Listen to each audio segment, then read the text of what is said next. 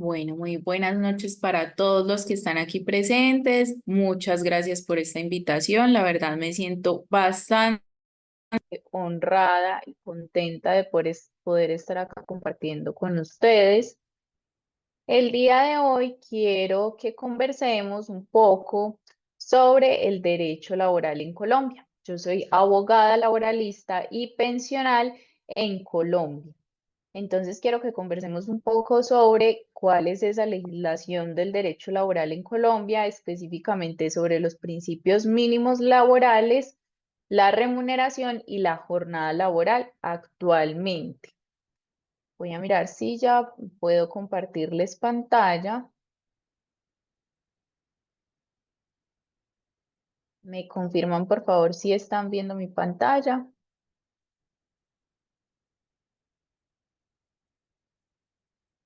Sí, se puede Para... ver, doctora. Ok, perfecto, listo. Entonces, vamos a conversar sobre el derecho laboral en Colombia. Mi nombre es Leslie Vázquez, estoy para servirles a todos los colegas. De pronto, si tengo colegas también en Colombia, con todo el gusto en lo que pueda servir siempre. Vamos entonces a conversar principios mínimos laborales, jornada laboral y remuneración. ¿Qué son los principios mínimos laborales en Colombia? Son las garantías mínimas, son esos fundamentos esenciales que rigen las relaciones entre empleador y trabajador que le sirven tanto al legislador como al juez para interpretar situaciones, crear normas y resolver casos específicos. Son esos criterios especialmente de interpretación para aquellas situaciones que surjan de la relación entre empleador y trabajador. Vamos a tener como primer principio la estabilidad en el empleo.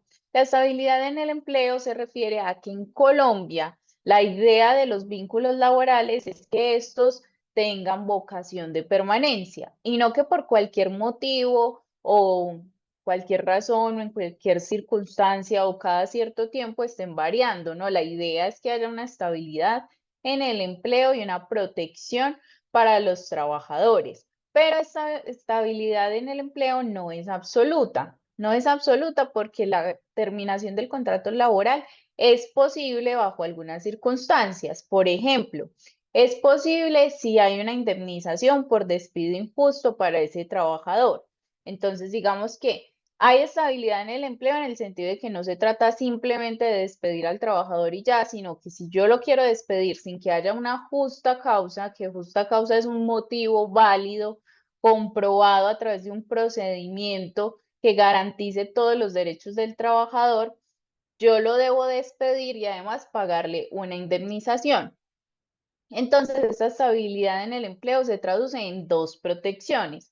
La primera sería esa protección monetaria que les estaba mencionando y es esa indemnización que se debe reconocer a todo trabajador que se despide de manera injusta, sin que exista una causa legal demostrable realizada o comprobada a través de un proceso laboral interno.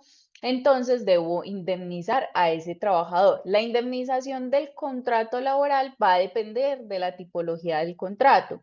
Si estamos frente a un contrato indefinido que no tiene una fecha establecida para su terminación, la indemnización será dependiendo de la antigüedad de ese trabajador en la empresa. Si estamos frente a un contrato de trabajo a término fijo o un contrato de obra o labor, la indemnización dependerá del tiempo que hace falta para que se cumpla o ese término establecido o esa obra o labor determinada. Y tenemos una segunda protección de esta estabilidad en el empleo, que sería una protección especial constitucional. Y esta consiste en una estabilidad laboral reforzada, es decir, hay unos trabajadores que ni siquiera pagándoles indemnización pueden ser despedidos. ¿Por qué? Porque tienen unas circunstancias físicas o mentales o unas circunstancias de expectativas pensionales que no le permiten a la empresa desvincularlos porque la Constitución prefiere la protección de ese trabajador en esas circunstancias. Y aquí vamos a tener la estabilidad laboral reforzada por salud, por maternidad o paternidad, por ser denunciante de acoso laboral, por estar prepensional o por hacer parte del sindicato. Estas estabilidades laborales reforzadas se van a llamar o las conocemos en Colombia como fueros. Entonces, tenemos el fuero de salud, que está regulado en la Ley 361 de 1997, y este fuero de salud básicamente es una protección para aquel trabajador que se encuentra en una debilidad física o mental manifiesta. Es decir, tiene unas condiciones de salud física o mental que le dificultan desarrollar con normalidad sus actividades laborales. Y esta situación física o mental es conocida por la empresa. Entonces, lo que busca la norma y lo que han buscado los jueces de la Corte Constitucional y la Corte Suprema de Justicia es que no exista un despido discriminatorio en contra de estas personas que tienen una situación de salud física o mental, pues que afecta su actividad laboral. Lo que me dice este fuera de salud entonces es que yo no puedo despedir a un trabajador con estas circunstancias de salud sin que medie la autorización del Ministerio de Trabajo. Si yo resulta que tengo un trabajador, tiene una situación de salud y este trabajador incurre en una justa causa de acuerdo con lo establecido en el contrato laboral o en el reglamento interno de trabajo, yo antes de despedir a ese trabajador, aunque exista esa justa causa, debo solicitar la autorización al Ministerio de Trabajo, porque el Ministerio de Trabajo debe entrar a analizar si efectivamente yo estoy desvinculando a ese trabajador por una causa distinta a su situación de salud o si yo estoy buscando despedir a ese trabajador por su situación de salud, lo que constituiría un despido discriminatorio. Si yo despido o desvinculo a ese trabajador sin que haya autorización del Ministerio de Trabajo, que es el órgano encargado del control y la vigilancia del cumplimiento de los derechos laborales aquí en Colombia, si yo no pido esa autorización, me voy a exponer como empresa a que el trabajador solicite el reintegro laboral. El reintegro laboral es volver a ubicarlo en su puesto de trabajo y además pagarle los salarios que no percibió durante ese tiempo y además una indemnización de 180 días de salario, que en realidad es una indemnización bastante alta. La segunda protección constitucional que tenemos sería el fuero de maternidad. Este fuero de maternidad está regulado en el Código Sustantivo del Trabajo, que es nuestro marco normativo principal para el derecho laboral en Colombia. Ese fuero de maternidad lo que busca es proteger a la mujer embarazada, a la mujer gestante. Entonces, lo que me dice es, empresa, usted si tiene el conocimiento de que una trabajadora está embarazada, no la puede despedir sin autorización del Ministerio de Trabajo hasta 18 semanas después del parto. De nuevo, si no existe esa autorización por parte del Ministerio de Trabajo que compruebe que yo voy a desvincular a esa trabajadora por otra razón distinta a el embarazo, entonces yo voy a tener o me voy a enfrentar a que esa trabajadora solicite el reintegro y además una indemnización de 60 días de salario.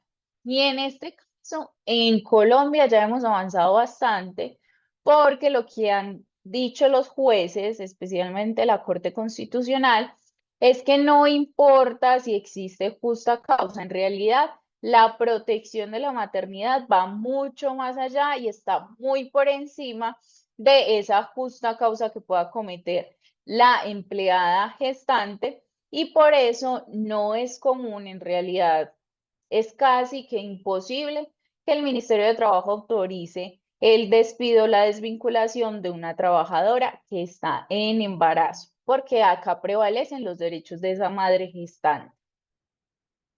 El tercer fuero que vamos a tener es el fuero de paternidad. Este fuero de paternidad se da cuando hay una mujer embarazada, pero esta mujer no tiene empleo y el único sustento es el de su compañero o su cónyuge. Entonces, lo que va a hacer, o lo que hizo la Corte Constitucional a través de la sentencia C05 del 2017, fue concederle esa misma protección que tendría la mujer gestante si tuviera el trabajo a el padre de ese bebé que está pronto a nacer. Y acá tenemos como requisitos que ese hombre que busca tener el fuero de paternidad tenga a la mujer embarazada como beneficiaria en salud, que efectivamente la mujer no cuente con empleo y se le dará la misma protección que a la mujer. Quiere decir que este hombre, padre, que es acreedor del fuero de paternidad, no puede ser despedido sin autorización del Ministerio de Trabajo hasta 18 semanas después del parto de su esposa o compañera permanente. Como cuarto fuero o protección en estabilidad laboral reforzada, tenemos aquellas personas que denuncian acoso laboral. El acoso laboral lo tenemos reglamentado en la Ley 1010 del 2006 y son aquellas conductas dirigidas a causar una afectación física o mental al trabajador que busque la renuncia de ese trabajador, que ese trabajador se aburra y finalmente se vaya y no se le tenga que pagar ninguna indemnización. Cuando se constituyen estos actos de acoso laboral, el trabajador lo que debe hacer es presentar una queja, una denuncia con pruebas ante el comité de convivencia de la empresa y además ante el Ministerio de Trabajo. Apenas se presenta esa queja o esa denuncia, el trabajador va a tener una protección de 6 meses en los que no puede ser desvinculado del trabajo. ¿Por qué? Porque se presumirá que está siendo desvinculado del trabajo por haber denunciado el acoso laboral. Entonces es una protección que tiene este trabajador que denuncia acoso laboral y que puede solicitar el reintegro, tanto la reubicación a su puesto de trabajo como los salarios dejados de percibir durante esa desvinculación por haber ido en contra de esta protección que está en el artículo 11 de la Ley 1010 del 2006. En este fuero hay algo muy importante y es que este fuero por denuncia de acoso laboral no es automático, sino que una vez despedido el trabajador, cuando el trabajador inicia el proceso judicial, es el juez quien va a comprobar si existió el acoso laboral y entonces va a ordenar el reintegro. Pero no es que de forma automática se desvincula al trabajador, el trabajador a través de una petición ya lo van a reintegrar y le van a reconocer este fuero o esta estabilidad laboral reforzada, no, sino que es el juez cuando el trabajador active el mecanismo judicial quien va a reconocer que existía esta protección, esta estabilidad laboral reforzada por ser denunciante de acoso laboral. En nuestro quinto lugar, tenemos estabilidad laboral reforzada para aquellas personas que están prepensionales. Prepensional es aquella persona que está a 3 años de cumplir las semanas de cotización. Como cada año tiene 52 semanas de cotización y las semanas requeridas en Colombia para pensionarse son o 1.150 semanas en un fondo privado o 1.300 en el fondo público. Si el trabajador está a esos 3 años convertidos en semanas para cumplir el requisito mínimo de pensión, no puede ser desvinculado del trabajo, porque lo que busca la Corte Constitucional, la Corte Suprema de Justicia, es que no se vulnere esa expectativa de la pensión. Recordemos que la pensión finalmente es esa protección a la vejez del trabajador. Si lo desvinculamos estando a 3 años, pues va a ser más delicado, más complicado poder conseguir otro trabajo que le permita completar esas semanas. El reglamento que tenemos en Colombia, la legislación colombiana reconoce esas barreras que puede tener una persona ya a esa edad para encontrar un nuevo trabajo y cumplir con ese requisito. Entonces, por eso nos da esta protección. Pero esta protección tiene una particularidad y es que va a proteger a ese trabajador prepensionado solo por el despido sin justa causa. Quiere decir que si el trabajador que está con fuero prepensional comete una justa causa de acuerdo con el contrato laboral, de acuerdo con el reglamento interno de trabajo o con el código sustantivo del trabajo, sí va a poder ser desvinculado, por supuesto, cumpliendo con todo el procedimiento interno laboral. Lo que no se puede es desvincularlo sin justa causa, aunque se le quiera reconocer la indemnización por despido injusto. Y finalmente tenemos una protección para aquellos trabajadores que hacen parte del sindicato. Cuando los trabajadores hacen parte de algunos trabajadores en circunstancias específicas, hacen parte del sindicato, van a tener una protección y esta protección será para que no sean despedidos, para que no sean trasladados y para que sus condiciones laborales no sean desmejoradas. Significa que el trabajador que hace parte del sindicato, si sufre una desmejora en sus condiciones laborales, se va a presumir que esa desmejora se debe a el cumplimiento o a ejercer el derecho a la asociación, que es su derecho a pertenecer en el sindicato. Y por eso vamos a tener esa protección constitucional que puede ser reclamada a través de la acción de tutela, que es una acción constitucional que puede conocer cualquier juez en Colombia para proteger esa estabilidad laboral reforzada de los sindicalizados. Aquí hay una diferencia con los otros fueros, otras estabilidades, y es que tratándose de fuero sindical de trabajadores sindicalizados, la autorización no se debe solicitar al Ministerio de Trabajo, sino que se debe solicitar al juez laboral.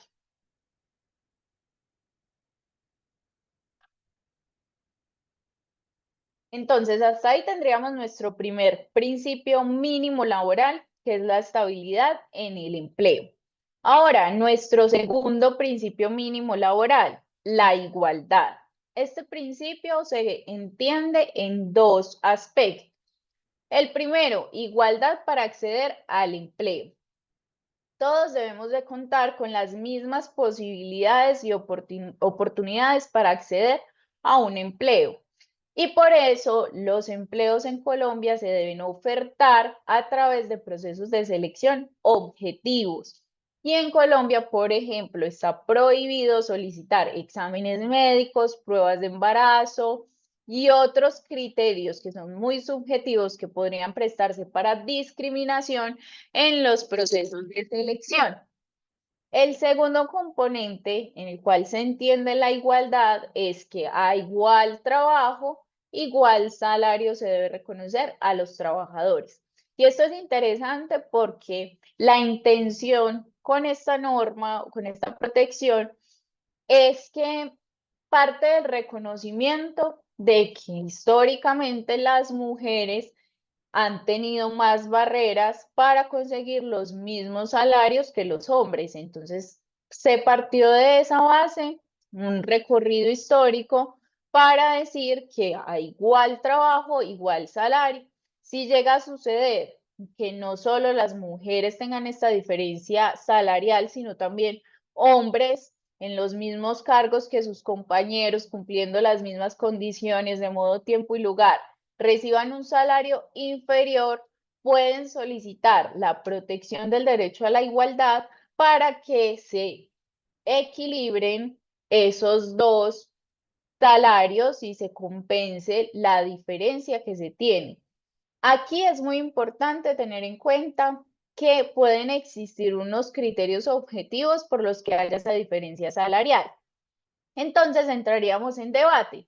El trabajador realiza su reclamación al juez para que reconozca que existe una vulneración del derecho a la igualdad porque cumple las mismas condiciones de modo, tiempo y lugar que otro compañero, pero le pagan menos. Y puede ser que la empresa establezca que existen unos criterios objetivos que llevan a esa desigualdad. Entonces, si se rompe esa igualdad en las condiciones de modo, tiempo y lugar, pues también se rompe esa igualdad en el derecho a recibir la misma remuneración. Entonces acá es un poco más de debate probatorio qué tanto el trabajador puede demostrar que cumple esas mismas condiciones que otro compañero y que está recibiendo menos salario sin ninguna justificación válida. En nuestro tercer principio mínimo laboral tenemos la irrenunciabilidad. Y es que estos derechos mínimos laborales, estos principios que estamos viendo son irrenunciables. ¿Por qué? Porque son derechos ciertos e indiscutibles. Hay otros derechos que son inciertos y discutibles que sí pueden ser no renunciables, pero sí se pueden negociar. En los derechos, ¿qué otros derechos tenemos que son irrenunciables? Por ejemplo, el pago de las prestaciones sociales, que en Colombia son las cesantías, los intereses a las cesantías, la prima legal de servicios. Esos son derechos irrenunciables. ¿Por qué irrenunciables? Porque el trabajador no puede, aunque firme un documento autenticado en notaría, aunque firme un documento de cualquier tipo, no puede renunciar a estos derechos que ya han sido reconocidos por la ley, por la Constitución o por la jurisprudencia. No es posible. Hay otros derechos que sí nos permiten modificar las condiciones o incluso ceder esos derechos o negociar esos derechos. Por ejemplo, tratándose de indemnizaciones, aquí en Colombia es posible que yo negocie con la empresa para renunciar a mi cargo a cambio de un dinero. Entonces, sucede a veces que por la antigüedad del trabajador, pues una indemnización por despido injusto sería muy alta y el trabajador puede negociar, no, mire, yo renuncio a cambio de que me reconozcan un valor menor a esa indemnización. Eso sí se puede negociar, pero no puede negociar, por ejemplo, la liquidación, que sería el pago de las prestaciones sociales al momento de terminar el contrato laboral. Entonces, este principio mínimo laboral lo que me dice es, hay unos derechos que son irrenunciables, que son los derechos mínimos laborales, los derechos ciertos e indiscutibles. Y hay otros derechos que yo sí puedo negociar, que son derechos ciertos y discutibles, y yo los puedo negociar a través de la conciliación, que aquí la conciliación se lleva a cabo en un centro de conciliación con un intermediario que pone de acuerdo a las partes o que va a relacionar a las partes para que puedan llegar a un acuerdo, o lo puedo realizar a través de una transacción que es simplemente un acuerdo, un contrato entre empleador y trabajador para llegar a un acuerdo específico sobre una suma o unas formas de pago. En nuestro cuarto principio tenemos la favorabilidad. La favorabilidad se refiere a que ante cualquier situación, norma o disposición se debe elegir la condición, la norma o el derecho, la situación que sea más favorable para el trabajador o para el afiliado. ¿Y por qué me refiero al afiliado? Porque el derecho laboral, además de comprender las relaciones laborales, también comprende el derecho pensional. Y esto también aplica para las situaciones en que exista controversia entre entidades de la seguridad social y el afiliado. Cualquier duda respecto a la aplicación de una norma, respecto a una situación específica, se debe resolver a favor del trabajador o el afiliado, porque la norma, la Constitución, el Código Sustantivo del Trabajo reconoce que estamos ante relaciones desequilibradas, donde finalmente hay una posición, hay una parte en mejor posición que otra. En este caso, quien tiene la mejor posición sería la empresa o la entidad de seguridad social, y quien tendría la posición más desfavorable o en más desventaja sería el trabajador o el afiliado. Entonces, lo que hace este principio es tratar de equilibrar esa balanza. Nuestro quinto principio es el mínimo vital y móvil. Este mínimo vital y móvil, así como dice su nombre, pues tiene tres componentes. El primero, que es la remuneración mínima, que se debe reconocer una remuneración, un salario, un pago que sea suficiente para la subsistencia del trabajador. Aquí en Colombia, cada año se establece un salario mínimo dependiendo del poder adquisitivo que tenga el dinero colombiano, el peso colombiano, que se determina por el IPC, que es el índice de precios al consumidor. Entonces, cada año hay una negociación entre los sectores de trabajadores y empresarios para determinar, dependiendo de ese valor adquisitivo, cuál es el salario mínimo que se le debe pagar a los trabajadores. Por debajo de ese salario mínimo no puede existir ningún valor pagado para una jornada máxima legal. Ningún trabajador a 2024, que el salario mínimo es 1.300.000 pesos, puede ganarse menos de ese 1.300.000 pesos, porque precisamente de eso se trata la remuneración mínima. Sin embargo, en la realidad, yo creo que esto sucede en todos los lugares del mundo en el que existan las normas. Una cosa es lo que dice la norma y otra cosa es la realidad. Y sucede que varios trabajadores contactan para decir, no, resulta que me están pagando menos del salario mínimo. Entonces, lo que hace este principio es que ellos puedan solicitar la protección a través de mecanismos como la acción de tutela, que es un mecanismo bastante rápido y que tratándose de su mínimo vital y móvil, pues les va a permitir que el juez ordene a la empresa el reajuste de ese salario para poder solventar sus necesidades básicas y de su familia. Y ahí viene entonces la otra parte del principio, que es la remuneración vital. Y es que hay que reconocer y tener en cuenta que el salario que recibe el trabajador es vital para su subsistencia y la de su familia. De ahí que, por ejemplo, el hecho de que la empresa deje de pagar el salario sea una justa causa para que el trabajador renuncie y lo tengan que indemnizar, porque finalmente está vulnerando sus necesidades básicas de subsistencia, tanto a él como a su familia, al no pagarle ese mínimo vital y móvil. El tercer punto, el tercer componente de este principio es la remuneración móvil. ¿A qué se refiere? Que se debe garantizar que el dinero que recibe el trabajador no pierda poder adquisitivo. Y es que finalmente es normal en la economía que cada año los precios suban, los precios cambien y por tanto el valor de la moneda también varía. Entonces, no es lógico que un trabajador lleve 10, 15 años ganando el mismo salario cuando ese salario hace 10, 15 años le servía para comprar muchas cosas, muchas más cosas que las que puede comprar hoy. Entonces, lo que me dice este principio es, ese salario debe de ser móvil, debe de adaptarse a las condiciones de mercado, debe adaptarse a la inflación, a ese índice de precios al consumidor. Entonces, el salario mínimo que está establecido en Colombia, ese 1.300.000 pesos, va cambiando cada año. Aquí se establece que una persona se gana el salario mínimo, automáticamente cada año va incrementando. Pero entonces, ¿qué sucede con los que ganan más de un salario mínimo? También se les debe garantizar esa movilidad en el salario. Lo que pasa es que ahí entraría el juez a través ya de el sistema judicial a analizar si ya se puede considerar que ese dinero perdió su poder adquisitivo. No va a ser de forma automática como en el caso del salario mínimo, sino que el trabajador debe solicitarlo a través del juez laboral, a través de una demanda. En nuestro sexto principio tenemos la primacía de la realidad sobre las formas.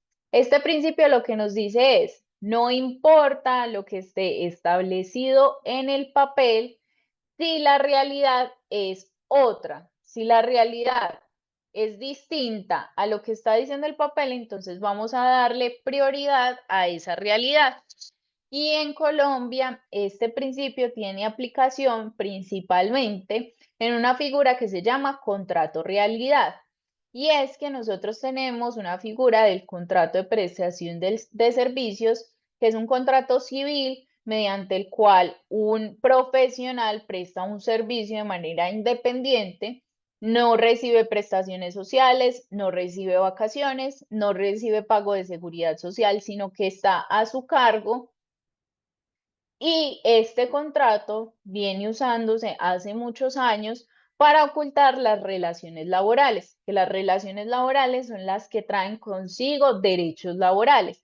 Derecho a que el trabajador sea afiliado a la seguridad social por la empresa, a que se le paguen sus prestaciones sociales, sus vacaciones, sus indemnizaciones.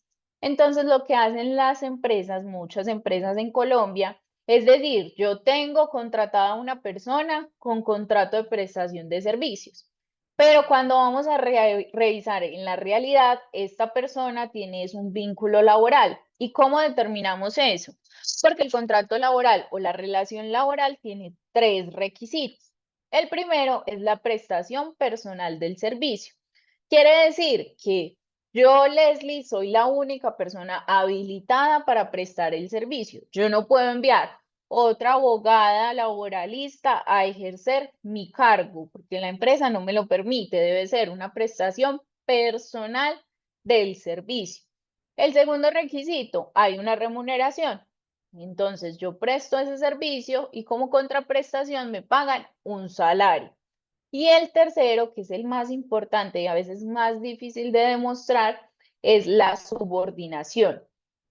Y es que en el contrato de prestación de servicios, que es un contrato civil, como les mencionaba, un profesional de forma independiente presta un servicio. ¿Qué significa independiente? Que no tiene que cumplir horario, que no tiene que estar todo el tiempo en las instalaciones de la empresa, que no tiene que usar uniforme de la empresa, sino que simplemente tiene unas metas a cumplir y ese profesional dispone el tiempo para cumplir esas metas.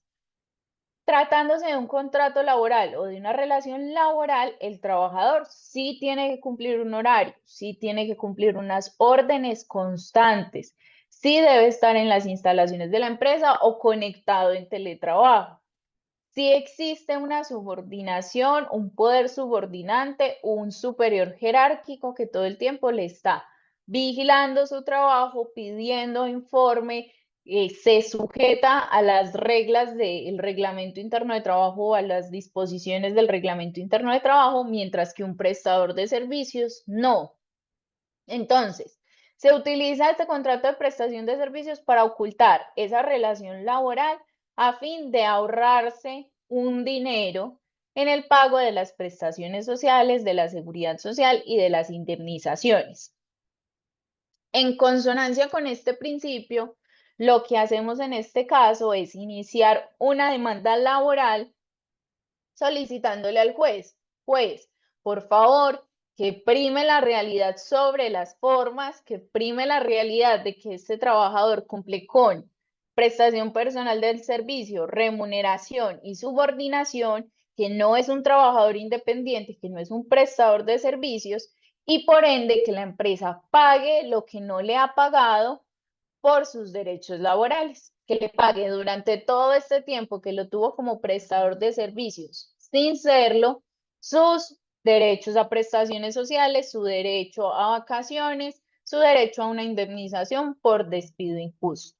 Entonces, básicamente ese es el ejemplo más común aquí en Colombia, que se trata del contrato realidad. También puede ser en el tema del salario.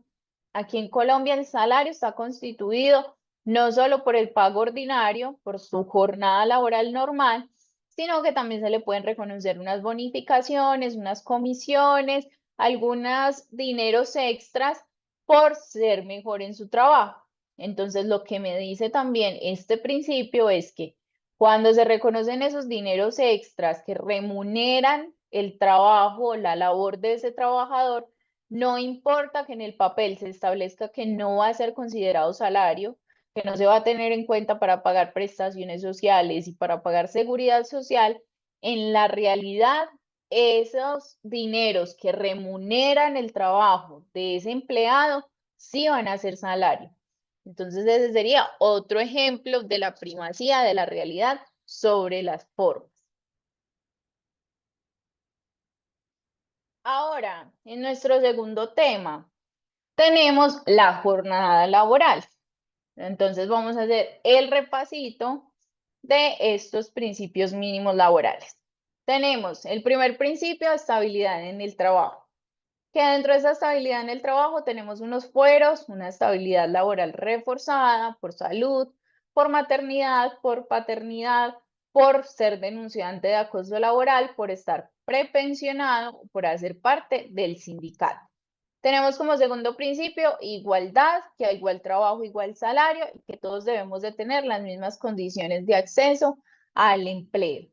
Tenemos el tercero, que es la irrenunciabilidad. Hay unos derechos que yo puedo negociar, hay otros derechos que no puedo negociar. Unos son ciertos e indiscutibles y los otros son inciertos y discutibles. El cuarto principio, favorabilidad. Ante cualquier situación o un debate de aplicación de cualquier norma o disposición, se debe aplicar aquella que favorezca al empleado o al afiliado del Sistema General de Seguridad Social. En el mínimo vital y móvil hay una remuneración, que esa remuneración es mínima, es vital y se debe asegurar una movilidad para que ese dinero no pierda valor adquisitivo y sirva efectivamente para solventar las necesidades básicas, tanto del empleado como de su familia. Y tenemos la primacía de la realidad sobre las formas, que es ante un debate, una controversia entre lo que está en un documento y lo que sucede en la realidad, va a primar, va a prevalecer esa realidad sobre esa formalidad. Ahora, la jornada laboral en Colombia. La jornada laboral en Colombia se puede acordar entre trabajador y empleador, pero respetando un máximo legal semanal que para ese momento es de 46 horas semanales. Y en este momento Colombia se encuentra en una reducción gradual de la jornada laboral máxima semanal. Teníamos una jornada laboral de 48 horas hasta el año pasado, que en julio del 2023 inició esta reducción. Entonces, para julio del 2023 se redujo a 47 horas. Julio del 2024 tuvimos la segunda reducción y en este momento la tenemos en 46 horas semanales. Para el 2025 serán 44 horas semanales y para el 2026, ahí hubo un error de digitación, serán 42 horas. Entonces, en este momento, la jornada laboral ordinaria máxima que puede cumplir un trabajador en una semana es de 46 horas en este momento, pero lo que se espera es que lleguemos a las 42 horas. Entonces, yo puedo acordar con el trabajador, yo como empresa, puedo acordar con el trabajador que ese trabajador labore 40 horas a la semana. No hay problema, porque estoy dentro del límite máximo legal. ¿Qué sucede? Si yo establezco una jornada ordinaria laboral por encima de esas 46 horas semanales, pues lo que me dice la norma es que esta cláusula va a ser ineficaz. Las cláusulas ineficaces se entienden por no escritas y no tienen ningún efecto. Entonces puede suceder que se pacte una jornada laboral por encima de esas 46 horas y entonces el trabajador va a demandar a la empresa para que le pague todo ese trabajo adicional, que se entiende como trabajo suplementario, con los recargos que le corresponden. Entonces, claro que se puede iniciar un proceso judicial para reclamar el pago de ese trabajo suplementario cuando se está excediendo el límite máximo legal, que en este momento es 46 horas semanales. Cuando superamos el trabajo ordinario laboral, porque estamos diciendo hay una jornada ordinaria laboral máxima semanal, que son 46 horas. Cuando nosotros superamos ese trabajo, entonces estamos hablando de jornada extraordinaria de trabajo suplementario. Y ese trabajo suplementario en Colombia debe ser pagado con unos recargos. Entonces, yo además de pagarle al trabajador la hora, lo que vale su hora laboral, le voy a pagar un recargo. Si es en la noche, entonces no trabajó en su jornada ordinaria de día, sino que la trabajó en la noche. Le voy a dar un recargo del 35% de lo que vale su hora. Si su hora fue una hora extra, normalmente su jornada laboral es de 5 horas, trabajó 6 horas.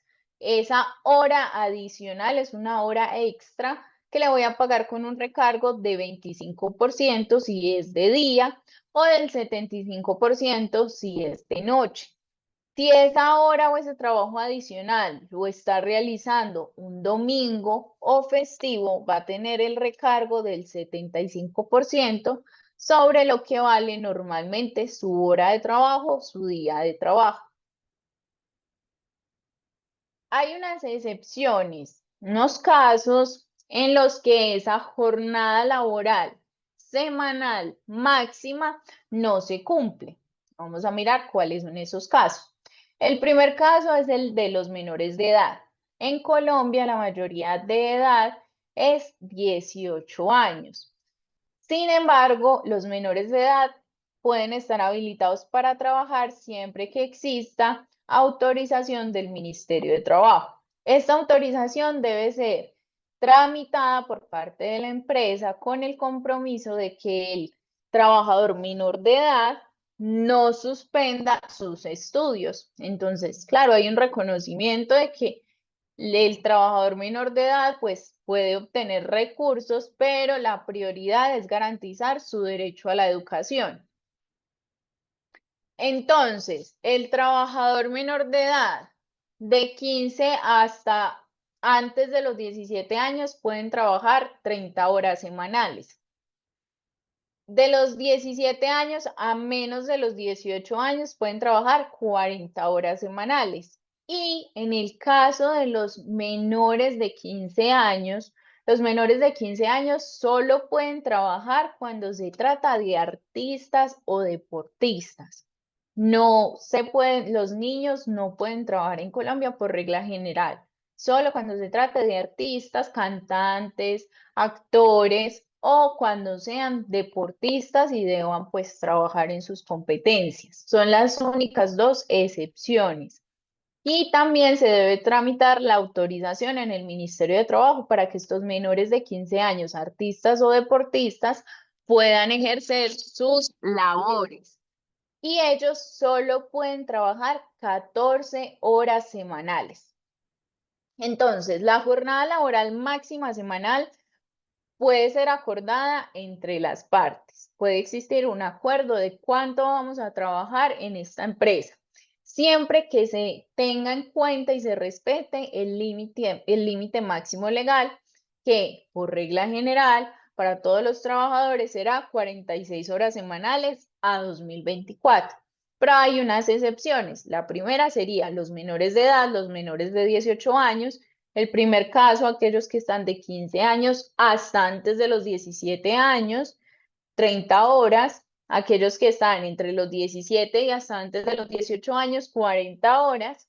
Y los menores de 15 años que solo pueden ser artistas o deportistas que pueden trabajar hasta 14 horas semanales. En el caso de los menores de edad, ni siquiera podemos hablar de trabajo suplementario o trabajo extra, no. Hay una protección constitucional para los trabajadores menores de edad. Esta es la máxima legal que ellos pueden trabajar.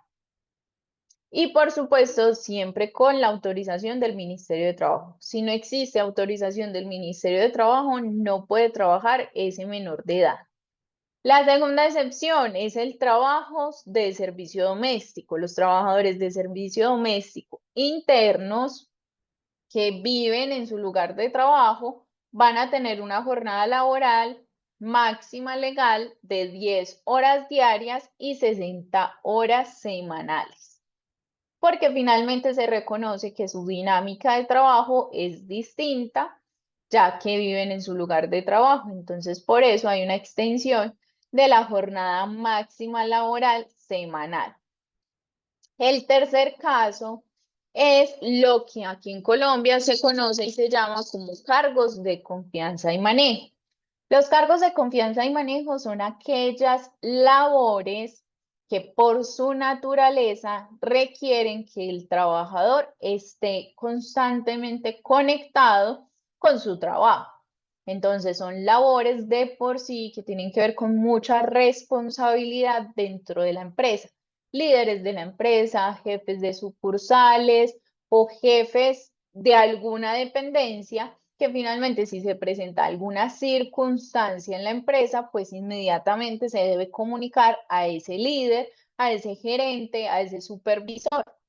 Entonces aquí hablamos de trabajadores o puestos, cargos de confianza y manejo. ¿Qué pasa en Colombia? Esta figura se ha utilizado mal. ¿Por qué? Estamos diciendo que estos trabajadores tienen una excepción de la jornada laboral máxima semanal. El primer ejemplo es que están trabajando menos de esa jornada máxima. En el segundo ejemplo, que es del servicio doméstico, trabajan más de de esa jornada máxima legal. Y en este tercer caso, lo que sucede es que como estos trabajadores por su cargo deben de estar a disposición de la empresa, pues ellos en principio no tienen una jornada laboral máxima legal. Y eso lleva a que no se les reconozca trabajo extra, que es lo que estábamos mirando ahorita. Esos recargos por el trabajo extradiurno o nocturno, o los festivos o los domingos. No, estas personas que tienen este tipo de contrato o estos cargos no tienen derecho a que se les pague un domingo que tienen que trabajar, un festivo que tienen que trabajar o que les tocó trabajar de noche. No tienen ese derecho a que se les reconozca esos porcentajes o esos recargos. Partiendo de ese supuesto, las empresas, algunas empresas en Colombia, realizan contratos laborales de confianza y manejo para cargos que en realidad no lo son.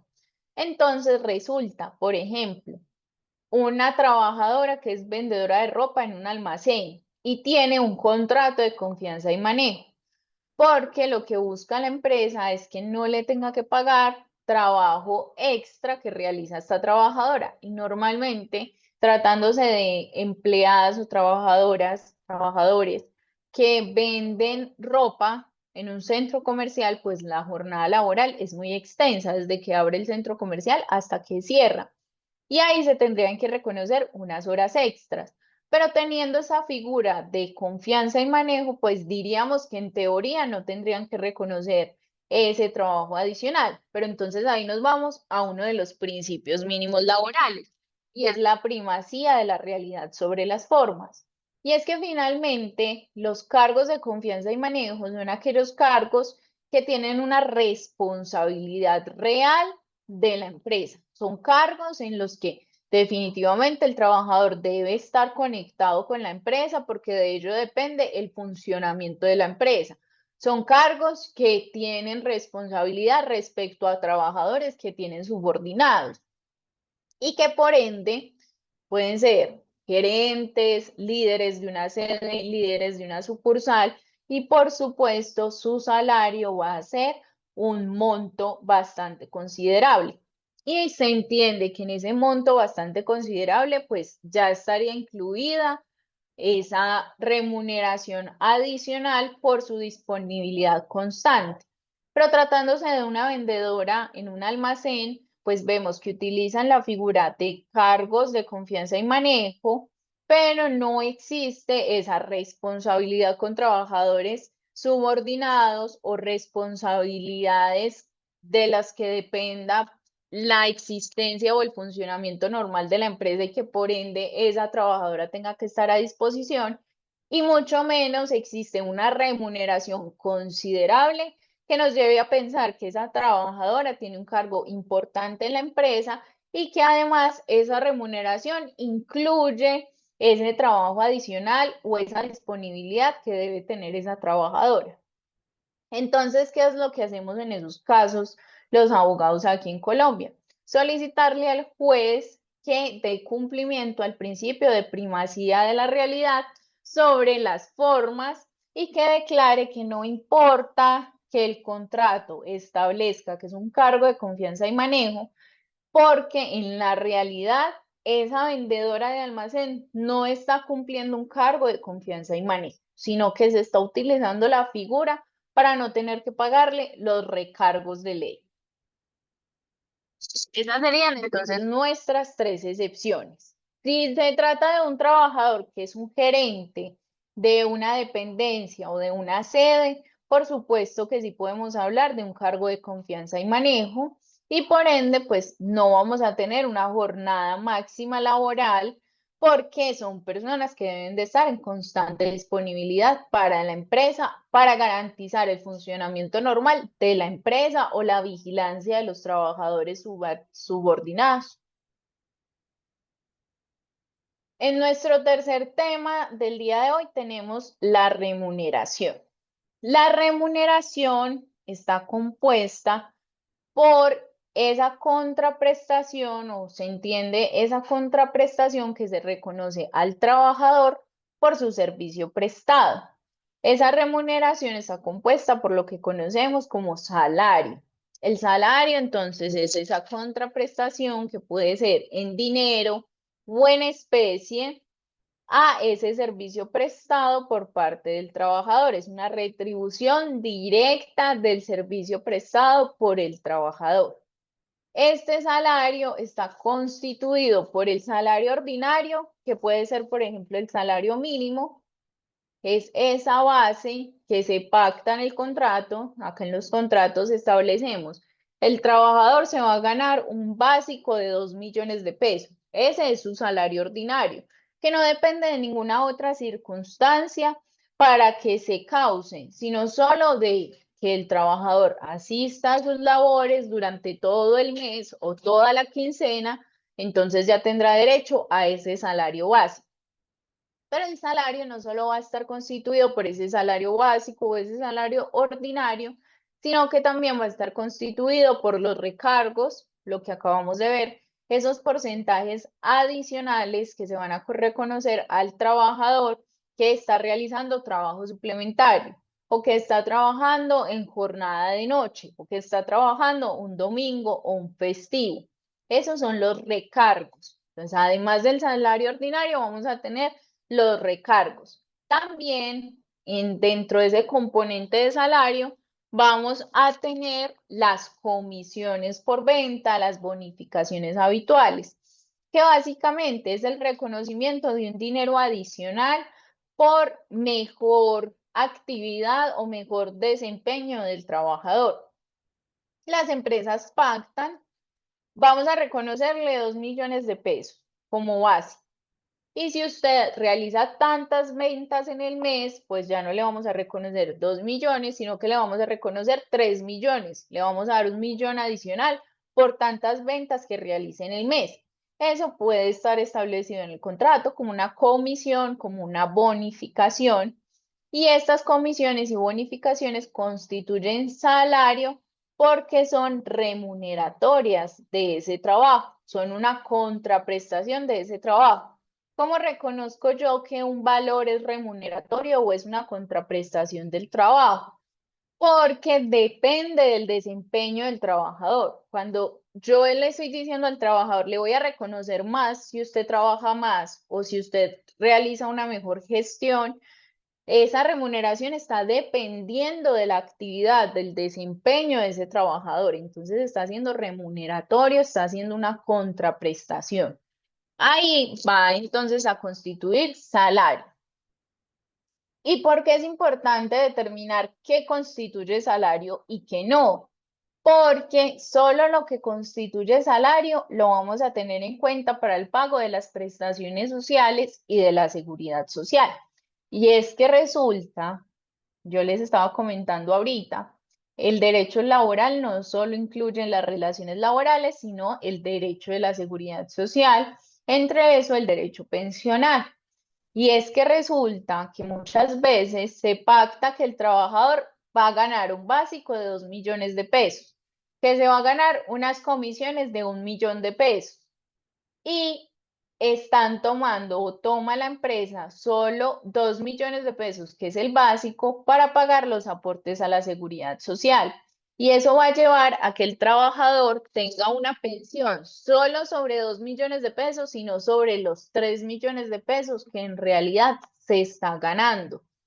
Aquí entonces está la importancia de determinar qué es salario y qué no, porque muchas veces las empresas pueden utilizar el contrato para pactar.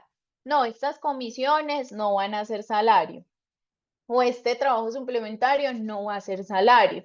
Lo van a pactar así para reducir gastos en la empresa y tener que pagar prestaciones sociales solo sobre el salario ordinario y seguridad social solo sobre el salario ordinario y van a afectar los derechos laborales y pensionales del trabajador.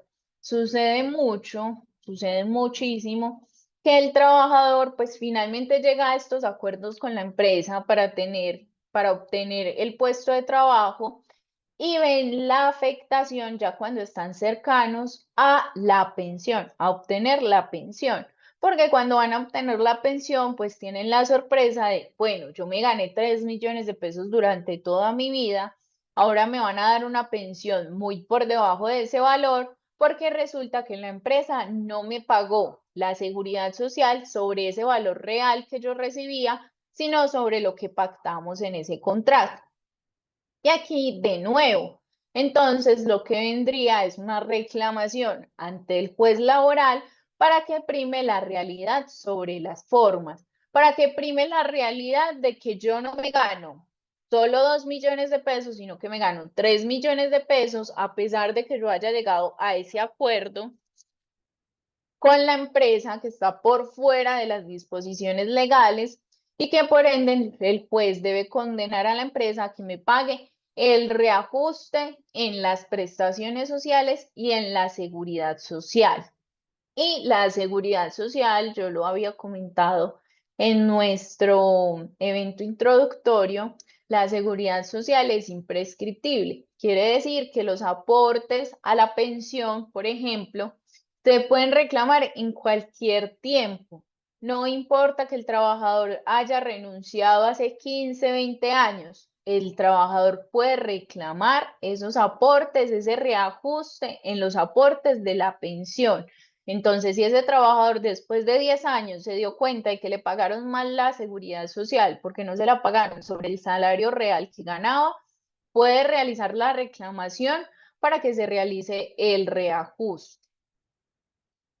¿Qué no va a constituir salario? Entonces ya dijimos, lo que constituye salario es aquello que es remuneratorio de la labor del trabajador. Constituye salario, entonces va a servir como base para liquidar prestaciones sociales y para liquidar, para pagar seguridad social.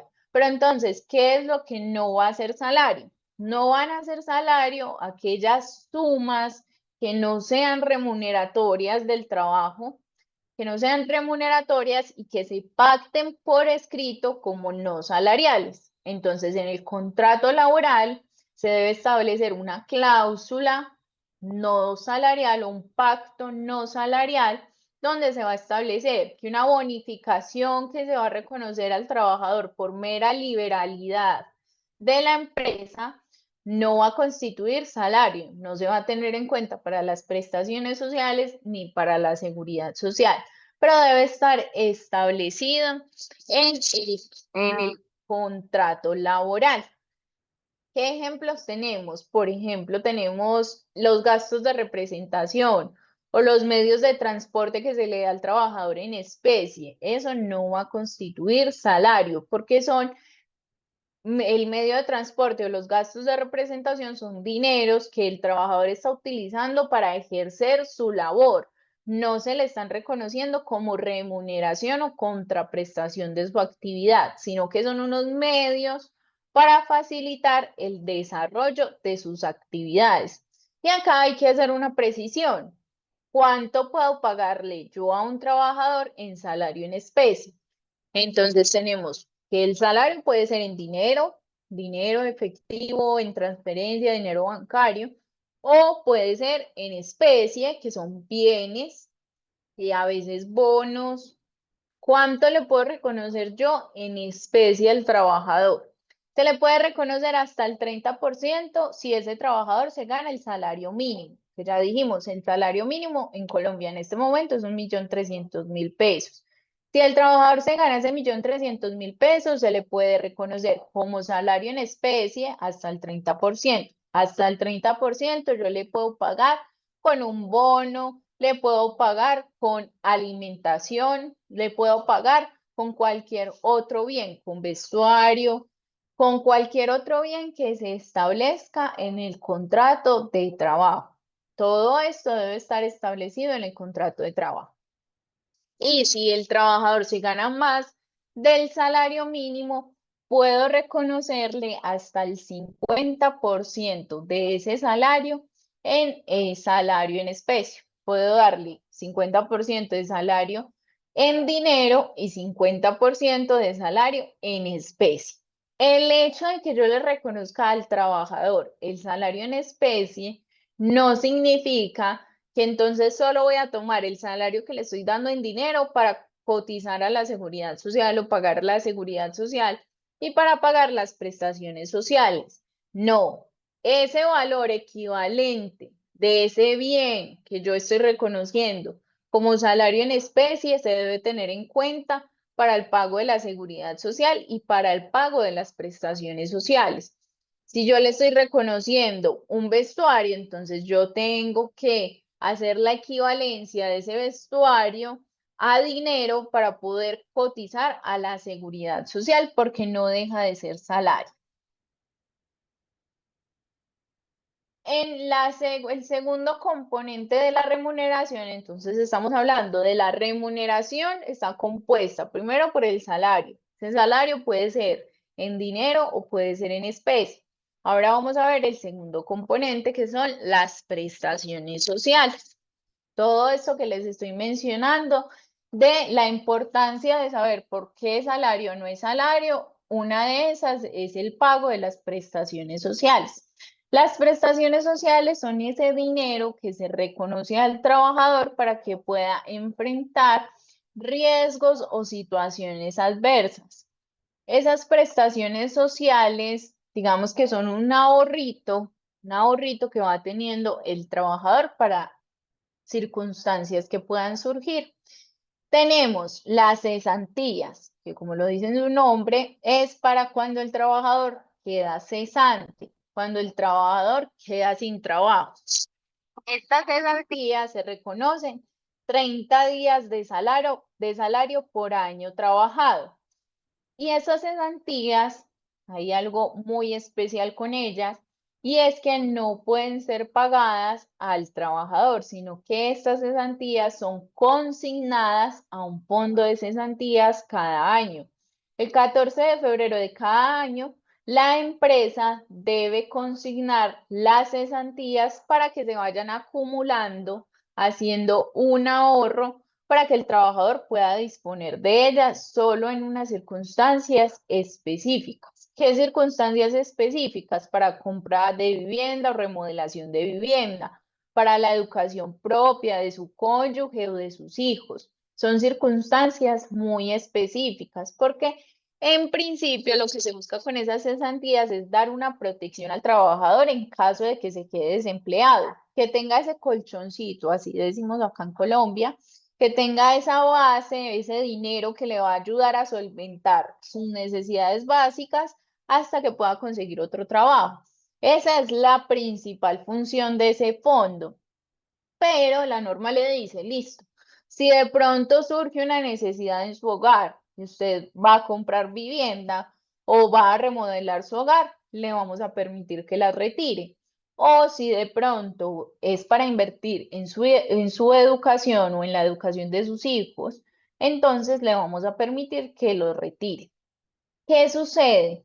Cuando la empresa no realiza la consignación al fondo de pensiones, que muchas empresas, pues no, lastimosamente en Colombia aún no están bien informadas o no están totalmente formalizadas, no realizan el pago al fondo de cesantías, hay una sanción por no consignar esas cesantías al fondo. Y es una sanción general que ahorita la vamos a conversar por el no pago de las prestaciones sociales aquí en Colombia. Y digamos que esa sanción termina siendo tan alta que finalmente son los casos más costosos que llevamos de pronto los abogados laborales.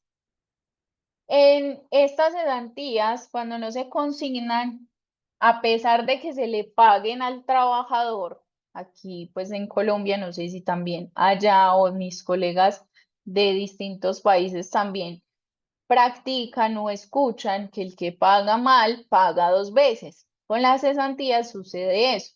Cuando el trabajador o el empleador paga esas cesantías directamente al trabajador y no las consigna al fondo de cesantías, no excluye que el empleador, el empleado, pueda hacer la reclamación ante el juez laboral de, bueno, juez, me quedé sin trabajo, no tengo las cesantías porque la empresa nunca me las consignó, entonces no tengo la solvencia económica en este momento.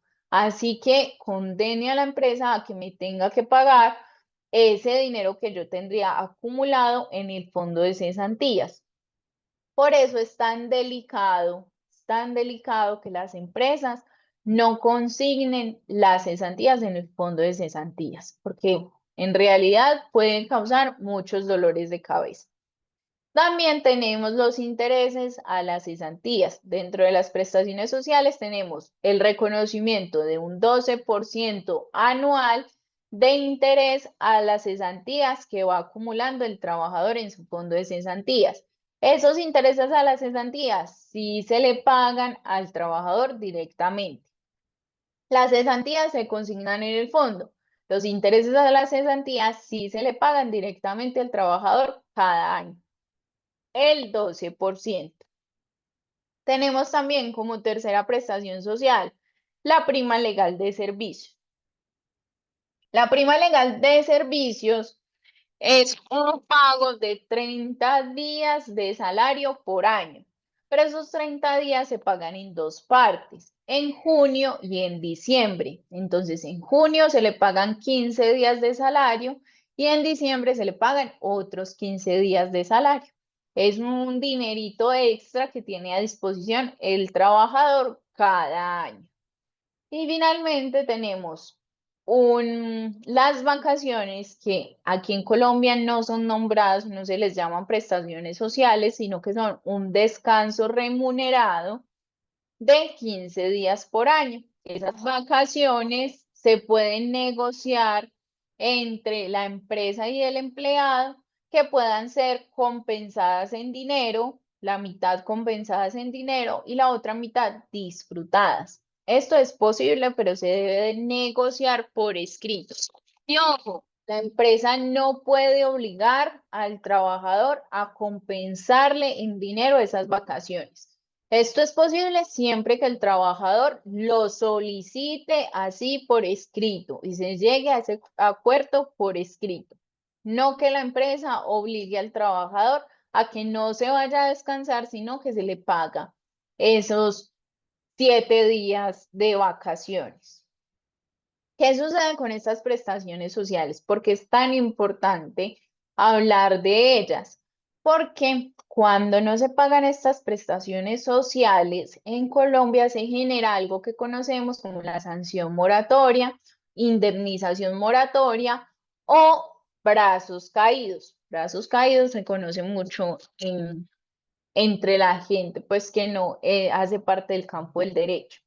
Esta indemnización o sanción moratoria está establecida en el artículo 65 del Código Sustantivo del Trabajo.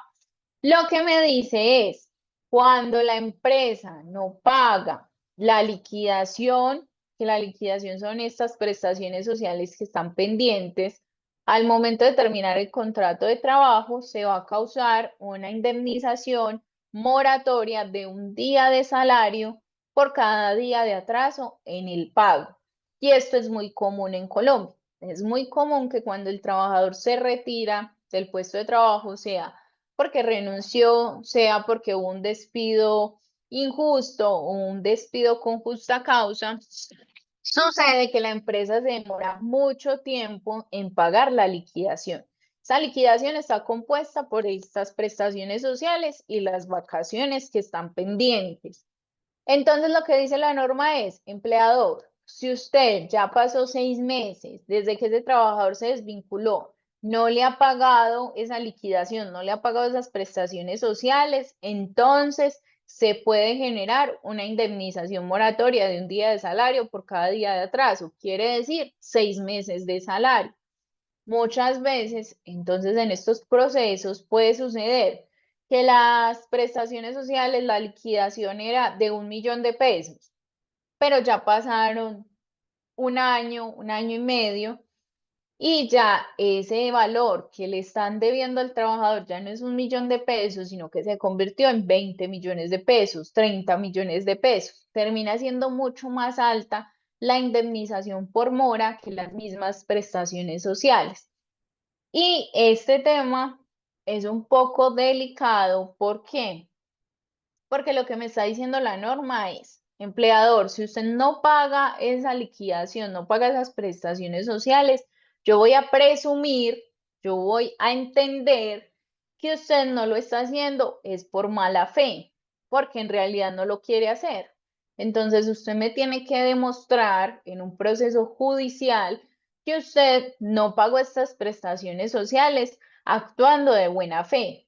Por ejemplo, una forma en que ellos pueden decir, no, resulta que yo no pagué estas prestaciones sociales directamente al empleado, pero yo fui y las consigné a órdenes de juzgado, las consigné ante un juez porque el trabajador no estaba de acuerdo con la liquidación. Entonces yo las consigné allá. Lo que pasa es que yo no le había informado al trabajador. Ahí hay una acción de buena fe por parte del empleado, porque finalmente es un trámite que está establecido en Colombia, que si existe alguna controversia sobre la liquidación, pues se debe consignar a órdenes de juzgado. Entonces puede suceder, no, la verdad no habíamos informado al trabajador, pero sí están consignadas desde la fecha en que se debió pagar, está consignada su liquidación a órdenes de juzgado. Pero si el empleador, la empresa no demuestra que actuó de buena fe, que realizó todas aquellas acciones para que ese trabajador recibiera su liquidación en el tiempo debido, el juez lo va a condenar a pagar esa sanción moratoria. Entonces, hablando de que es el juez quien lo reconoce, pasa aquí en Colombia muchísimo que los trabajadores creen que esta indemnización moratoria se las van a reconocer solo a través de una petición. Y no, porque precisamente es el juez quien debe determinar que existió esa mala fe, que no logró demostrar el empleador que actuó de buena fe y por ende se le debe condenar al pago de la indemnización moratoria. Entonces, sí o sí, se debe iniciar proceso judicial para que se reconozca el pago de esa indemnización moratoria. Finalmente, en este tema de la remuneración tenemos el salario integral. El salario integral es un tipo de salario, un tipo de remuneración que está compuesta por tanto el factor salarial como el factor prestacional. Entonces, los dos componentes o los dos elementos que acabamos de ver de la remuneración, vimos el salario y vimos las prestaciones sociales. Pues este salario integral va a ser una forma híbrida de remuneración donde vamos a tener un 70% de factor salarial, 70% que constituye el salario, que ya vimos al principio lo que es salario, y un 30% que va a constituir el factor prestacional, quiere decir un 30% que va a equivaler a prima legal de servicios, a cesantías y a intereses a las cesantías.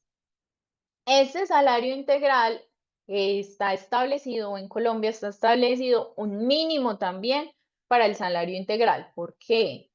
Porque sucede que las empresas, para evitar evadir el pago de las prestaciones sociales, establecen salario integral por cualquier remuneración. Entonces, ¿qué tocó? Que la legislación estableciera, no, es que salario integral no es cualquier remuneración, no es cualquier valor que la empresa disponga. No, el salario integral va a ser como mínimo 13 salarios mínimos legales mensuales vigentes. Entonces, en este momento, 1.300.000 por 13. son 16.900.000 pesos. Eso es el mínimo de salario integral. De ahí para allá, si usted gana 17 millones, 18, 20 millones de pesos, también se puede pactar como salario integral, aunque no es necesario. No significa que todas las personas que se ganen 20 millones de pesos o 16.900.000, entonces ya se entiende que es un salario integral. No, eso debe estar pactado en el contrato de trabajo. Debe hacer parte de las cláusulas del contrato de trabajo, una cláusula de salario integral. Se establece que el salario va a ser pagado de forma integral, entonces incluye tanto la parte salarial como la parte prestacional, y a este trabajador no le tienen que pagar en junio y en diciembre su prima de servicios, en enero sus intereses a las cesantías, ni le deben consignar sus cesantías en el fondo de cesantías del 14 de febrero, porque se entiende que con ese salario que está recibiendo mensualmente, está recibiendo también el pago de esas prestaciones.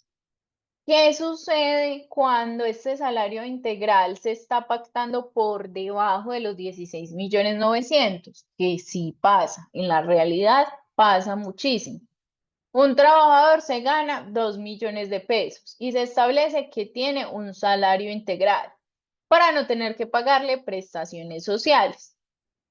Pues lo que me dice la norma es que esa cláusula de salario integral va a ser ineficaz, que ya vimos. Ineficaz significa que va a ser no escrita, como si nunca hubiese existido.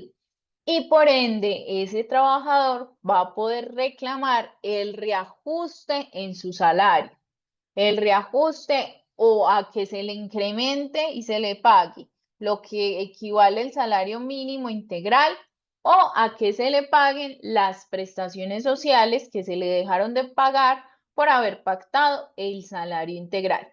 Y ya sabemos que al momento en que el juez reconozca que se le debe pagar esas prestaciones sociales que no se le pagaron durante un año que trabajó, además de pagarle esas prestaciones sociales, le van a tener que pagar esa indemnización moratoria, porque el empleador, en el caso en que pacta en contra de la ley, pues sí está actuando de mala fe, porque reconoce y sabe que hay un límite legal establecido para el salario integral y aún así está pactando algo por debajo de esa garantía legal que ya está reconocida. Entonces ahí sí podríamos decir a ciencia cierta que ese empleador o esta empresa actuó de mala fe y por tanto va a ser condenado a el pago de la indemnización moratoria del artículo 65 del Código Sustantivo del Trabajo. Entonces, para resumir un poco nuestro tema del día de hoy y lo que quería compartir con ustedes sobre el derecho laboral aquí en Colombia. El derecho laboral aquí en Colombia en realidad es muy extenso, abarca muchísimos temas porque precisamente el derecho laboral no solo trata de las relaciones laborales individuales, también de las relaciones laborales colectivas y también del derecho a la seguridad social. Y aparte de eso, nosotros en Colombia tenemos mucho desarrollo tratándose de derecho laboral, mucho desarrollo constitucional. A través de la Corte Constitucional y la Corte Suprema de Justicia han sido reconocidos muchos derechos laborales. Entonces eso hace que el estudio del derecho laboral en Colombia sea muchísimo más extenso que de pronto en otras áreas del derecho. Pero básicamente quería compartir con ustedes estos principios mínimos laborales que son lo que nos sirve a nosotros como abogados todos los días para analizar los casos y las situaciones que nos presentan los usuarios. Siempre que a nosotros nos llega un caso, lo primero que hacemos es identificar si se trata de una vulneración de la estabilidad en el empleo, si se trata de una vulneración de la igualdad o de que se negociaron derechos que eran irrenunciables o si no se fue a favor del trabajador, si no se está pagando lo que se debe pagar. Todos estos principios nos permiten analizar los casos a nosotros como abogados y también al juez, porque a la luz de estos principios es que No solo se falla en los casos concretos, sino que se establecen líneas de decisión en las altas cortes. Y sobre la jornada laboral, básicamente quería contarles esta novedad que tenemos en este momento, que es la reducción de la jornada laboral que se está dando de forma gradual para que de pronto puedan hacer el comparativo con sus países y mirar qué tanto estamos trabajando en Latinoamérica, que me parece algo bastante novedoso. En Colombia, el tema de los recargos, de las excepciones de la jornada laboral máxima y este tema de la remuneración, específicamente la indemnización moratoria por el no pago de las prestaciones sociales, que es uno de los casos más comunes que nos llega a nosotros como abogados laborales acá en Colombia. Y en realidad son casos demandas muy costosas para las empresas. Yo que también soy asesora de empresas, trato de ser muy cuidadosa con este tema porque es el punto donde más demandan los trabajadores y donde más dinero puede perder la empresa. Entonces, principalmente era esa la razón por la que quería compartir con ustedes estos puntos y no sé, creo entonces que ahorita ya abrimos el espacio para que de pronto, si tienen dudas, comentarios, me encantaría escucharlos.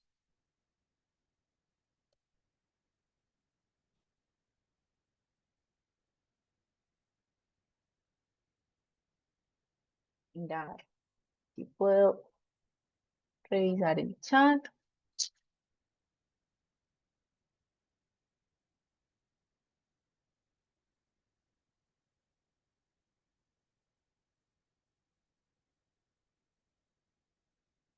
Ok, no sé si de pronto hay dudas, comentarios. Doctor Willy Rivera, que veo que tiene alzada la mano.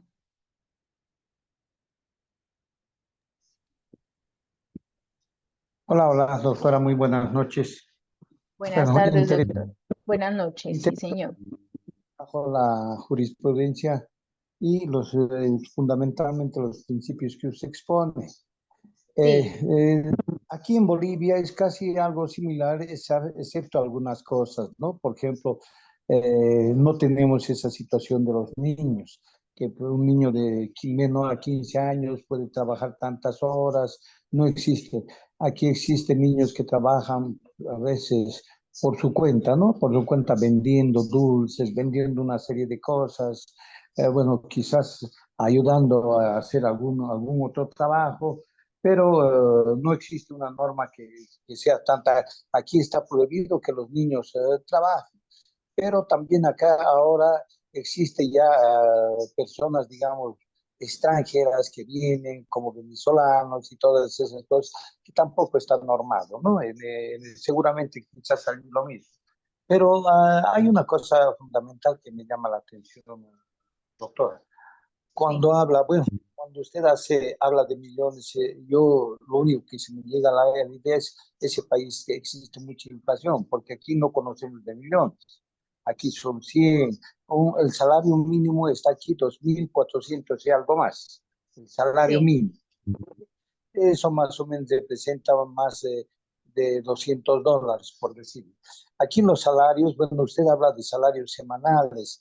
Acá nosotros hablamos, hay salarios semanales, ¿no? Con aquellos que trabajan, digamos, en microempresas y todas esas cosas, o jornaleros que llaman, pero la mayor parte es salarios mensuales, ¿me entiende? Sí. Es los aportes, todo.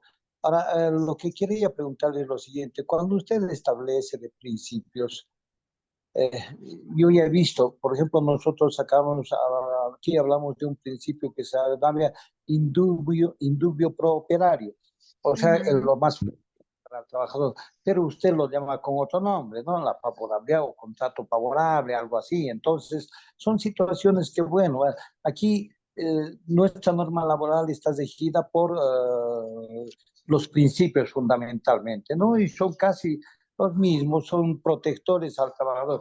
Ahora, en una demanda laboral, el trabajador si interpone una denuncia o una demanda, no tiene la carga aquí es inversa, o sea, es el patrón el que tiene que.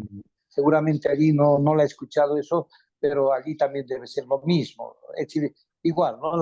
Entonces, lógicamente, pero hay cosas, por ejemplo, hay cosas como, por ejemplo, usted, aquí tenemos, por ejemplo, horas extraordinarias, usted dice, pero aquí a las horas extraordinarias, por ejemplo, tienen que estar, están regladas. O sea, no Ujú, puede, digamos, persona.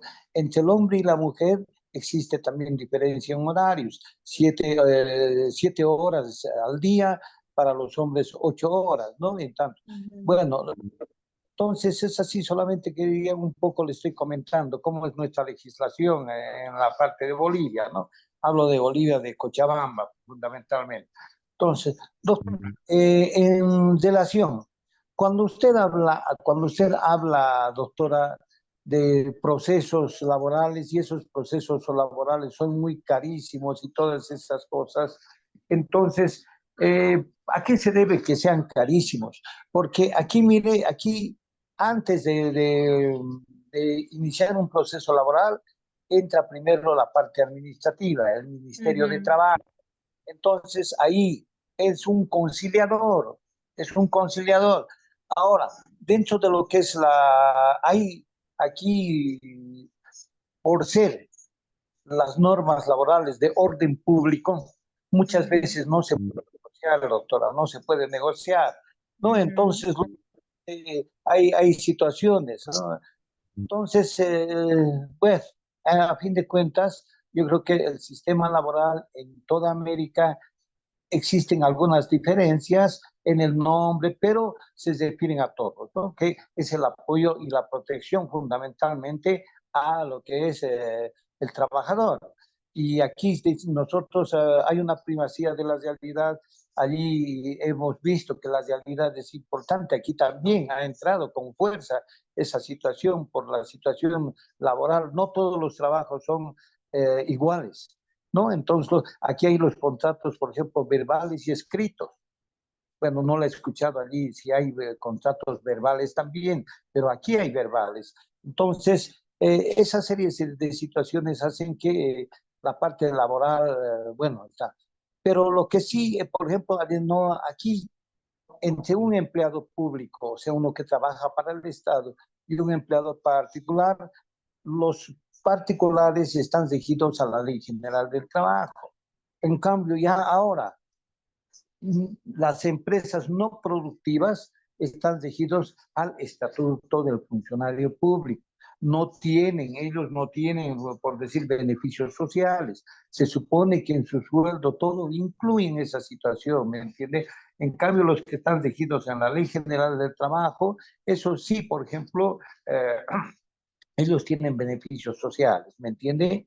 Entonces, son esa clase de características.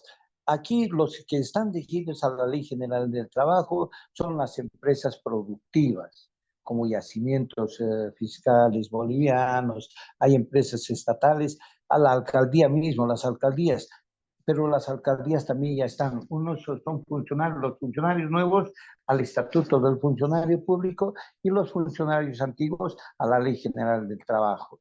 Entonces, es diferente, ¿no? Entonces, eso es un poco lo que quería comentar, doctora, ¿no? Me entiende seguramente, es allí nada más al comentar. Y ahora va mi pregunta, doctor. Doctora, es decir, cuando un empleador, o sea, mantiene una relación laboral y esta relación laboral, ¿cómo estaría definida allí?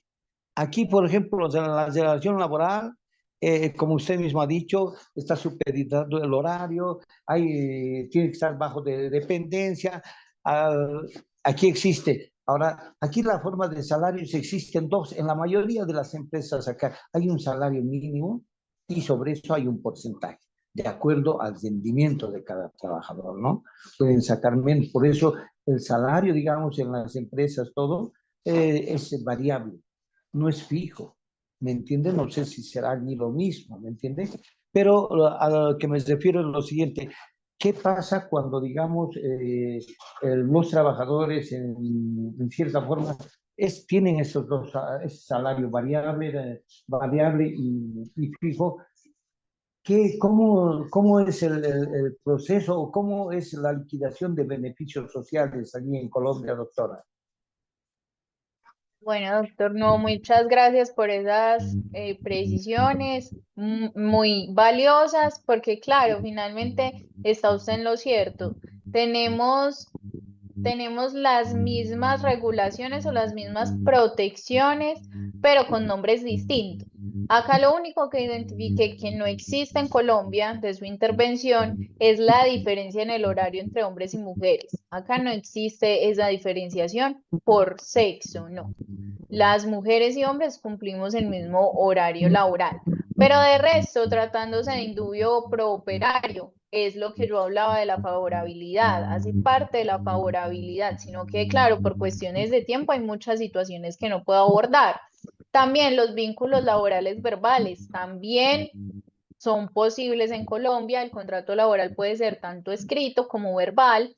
Y el hecho de que sea un contrato verbal no excluye la obligación de la empresa de pagar derechos laborales. Y es uno de los debates que más llevamos en los procesos judiciales, de que las empresas dicen, no, es que no existe contrato. No, el hecho de que se cumplan los requisitos de la relación laboral ya conlleva que exista contrato verbal y por tanto el pago de derechos laborales.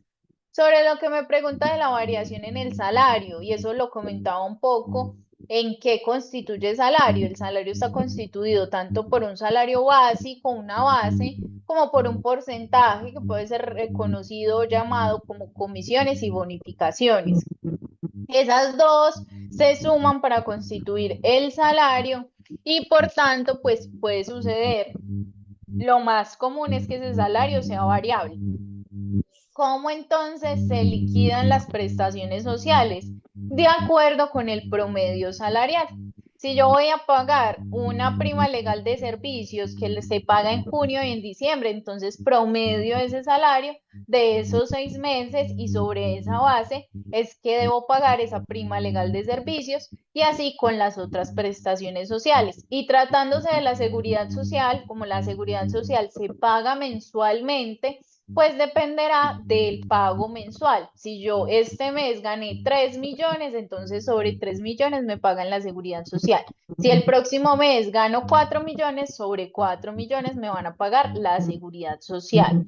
Y también un detalle ahí que usted comentaba sobre el agotamiento de la vía administrativa, acá en Colombia también, tratándose de derechos que se pueden conciliar, primero debemos ir ante el Ministerio de Trabajo para conciliar. Lo que pasa es que aquí en Colombia, no sé allá en Bolivia, pero acá en Colombia muchas empresas se niegan a conciliar, entonces no asisten a las audiencias de conciliación o van y no concilian con el trabajador, porque finalmente las empresas aquí tienen mucho el pensamiento de si el trabajador quiere demandar, pues que demande, y por eso no asisten a las conciliaciones. Entonces, tristemente, aquí se llevan muchos procesos judiciales que se podrían evitar con la conciliación en el Ministerio de Trabajo, pero las empresas no asisten o no tienen la intención de negociar con el trabajador. Y el último punto es sobre la regulación para los servidores públicos. Acá también tenemos dos regímenes del derecho laboral o dos sistemas del derecho laboral. El derecho laboral para el sector privado, para la empresa privada, que no tiene nada que ver con el Estado, y el derecho laboral administrativo, que sería la jurisdicción que nos va a conocer sobre los servidores públicos, aquellos trabajadores del Estado que se regulan por otras normas de derecho público y que por tanto tienen unos beneficios, unos derechos laborales diferentes a los que tienen los trabajadores del sector privado. Esa sería como mi respuesta un poco a su intervención, que para mí es muy valiosa poder conocer también el contexto de Bolivia. Voy entonces a leer el comentario que me dejaron acá en el chat. Doctora, en el caso de emitirse una sentencia que resuelve pago de haberes devengados y que puede cobrar siempre que el trabajador no haya trabajado en ninguna institución durante su despido, ¿cómo es calificado en la legislación colombiana? Bueno, doctor Mats, Esta situación no existe en Colombia. Pues lo que entiendo es más o menos que la indemnización o estos dineros se pueden cobrar siempre que el trabajador no haya laborado en otra empresa. No, en Colombia no aplica esto. Cuando se trata del reintegro, que yo les hablaba, cuando hay una protección constitucional que no permitía que ese trabajador fuera despedido y se despidió y ese trabajador demanda el reintegro, que es que lo vuelvan a ubicar en su puesto de trabajo y que le paguen los salarios dejados de percibir, no tiene como requisito que ese trabajador no haya laborado en otra empresa. No, el único requisito es, existe una situación donde se vulnera una estabilidad laboral reforzada y por ende se debe de reconocer el reintegro y pagarle los salarios dejados de percibir.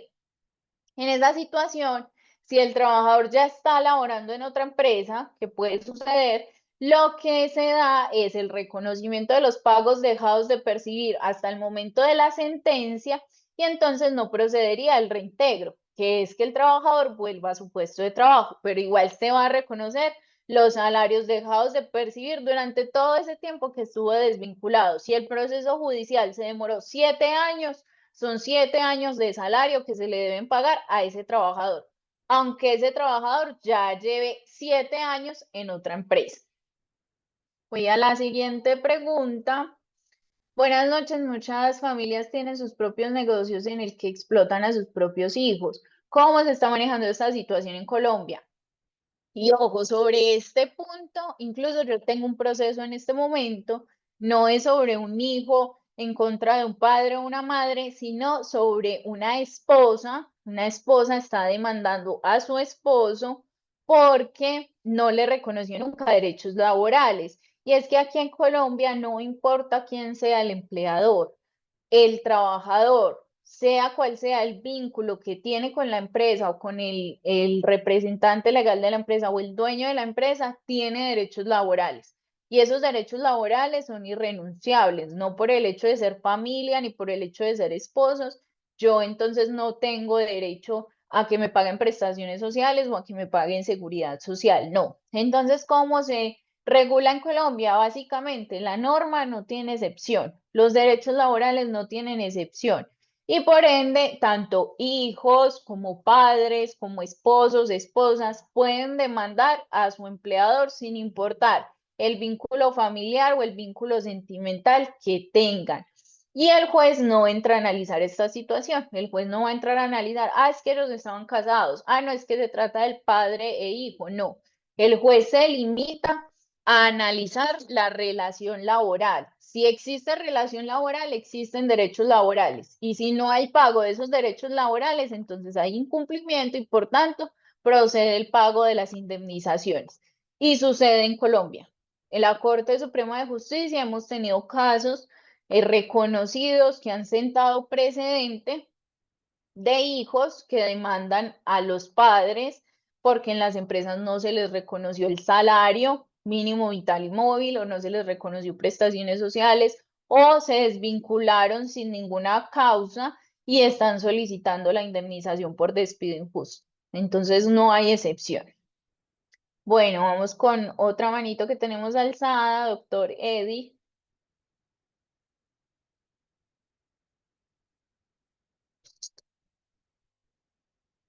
Doctora, buenas noches. Buenas noches.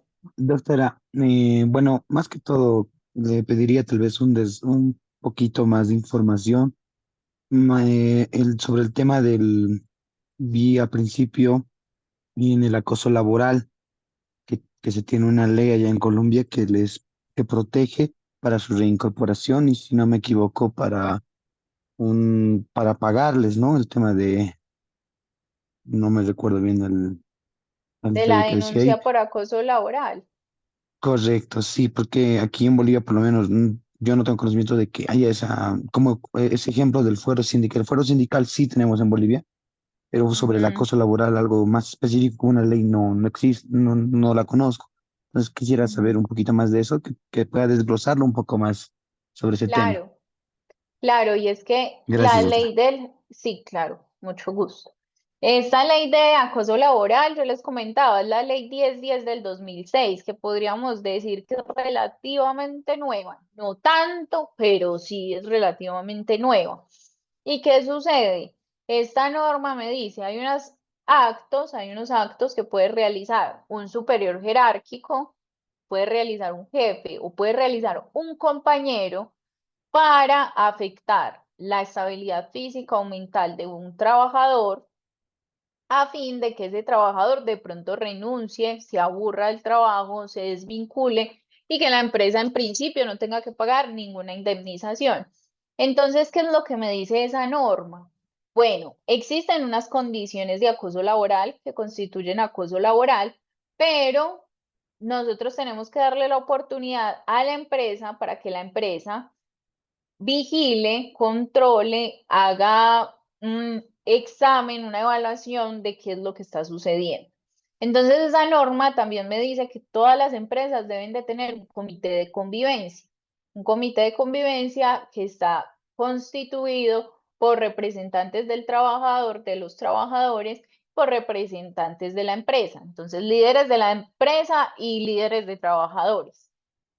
Y ese comité de convivencia tiene dentro de sus funciones analizar, recibir primero las quejas o las denuncias de acoso laboral y analizar esa situación que está constituyendo acoso laboral. Una vez yo presento la queja de acoso laboral, yo digo, un compañero de trabajo, compañero X o jefe X está ejerciendo estas acciones que constituyen acoso laboral. Por ejemplo, llevo 6 meses pidiéndole información para llevar a cabo este proyecto y se niega a darme la información, es irrespetuoso cuando tenemos reuniones en público, me humilla, me ultraja, bueno, todas estas situaciones que son denigrantes y entonces constituyen acoso laboral, yo las presento en esa denuncia ante el comité de convivencia y le digo, comité de convivencia, por favor, analice este caso que le estoy presentando y el comité de convivencia entonces está llamado a realizar unas acciones para que cese ese acoso laboral y para prevenir el acoso laboral dentro de la empresa. Entonces, lo que hace el comité de convivencia básicamente es lo que haría el Ministerio de Trabajo, unir a las dos partes, ponerlas en un mismo lugar, escucharlas, a ver, cuénteme sus hechos. Puede suceder que al momento en que se hable, pues la parte que está siendo victimaria o que está ejerciendo los actos de acoso laboral diga, sí, la verdad, o sea, reconozco que de pronto me pasé ejerciendo presión, pero esa presión no va dirigida específicamente a esta persona, sino que es para exigir resultados del grupo de trabajo. Puede suceder. Entonces, lo que hace el comité de convivencia es, se van a realizar estas acciones para que esta persona ya no se sienta acosada laboralmente. Y esa persona, lo que yo les hablaba ahorita, cuando pone esa denuncia, pues va a tener una protección, porque lo más lógico, aunque no sea lo más legal, es que cuando se ponen estas denuncias dentro de la empresa, pues ese trabajador se convierte en un trabajador problema y lo van a querer desvincular para no tener que agotar todo este trámite del comité de convivencia, que se tenga que sentar de pronto a un jefe muy importante de la empresa, conversar con él, determinar unas acciones para que cesen esos actos o esas conductas de acoso laboral, tener que hacer campañas de prevención del acoso laboral, sensibilización, capacitación. Para evitarse todos esos procesos, para la empresa puede ser más fácil desvincular a esa persona que está insatisfecha, que denunció el acoso laboral y ya. Y como la norma reconoce que esta es una situación que puede pasar, por eso dice que hay una protección laboral para esa persona que denuncia, a fin de que no se despida a ese trabajador, sino que se lleve a cabo ese proceso de prevención, esas acciones correctivas en contra de esa persona que está ejerciendo esos actos de acoso laboral. El comité de convivencia entonces va a establecer esas acciones. Si el comité de convivencia no inicia ninguna investigación y se siguen cometiendo estos actos de acoso laboral, entonces el trabajador que está sufriendo el acoso laboral puede renunciar de forma motivada. Aquí en Colombia lo llamamos despido indirecto, porque el hecho de que la empresa permita, no investigue el acoso laboral y no lo sancione, pues es un incumplimiento de sus obligaciones laborales. Entonces el trabajador puede decir, mire, yo estoy desvinculando, me estoy renunciando porque la empresa no está cumpliendo con su obligación laboral de prevenir el acoso, de sancionar el acoso que estoy sufriendo y por ende, entonces yo tengo derecho a que me paguen una indemnización por despido. Y todas estas reclamaciones ya las tendrá que hacer el trabajador ante el juez laboral. Ante el juez laboral llevará todas las pruebas, porque esta denuncia que se hace del acoso laboral debe de estar acompañada de pruebas. Presenta todas las pruebas para que le tengan que pagar entonces la indemnización por despido injusto y además la indemnización de 180 días de salario por ser denunciante de acoso laboral. Entonces es más como esta denuncia que se le permite hacer a la trabajadora o al trabajador en la empresa es una oportunidad de que la empresa reconozca que hay unas acciones, sancione a ese presunto victimario o a quien está ejerciendo esos presuntos actos de acoso laboral y además que la empresa tenga la posibilidad de realizar e implementar una política de prevención del acoso laboral. Es como una oportunidad que le está dando la norma de que se reivindique con ese trabajador y con el ambiente laboral para que tengan un mejor ambiente laboral todos los trabajadores antes de que el trabajador inicie una demanda judicial. No sé si quedó claro.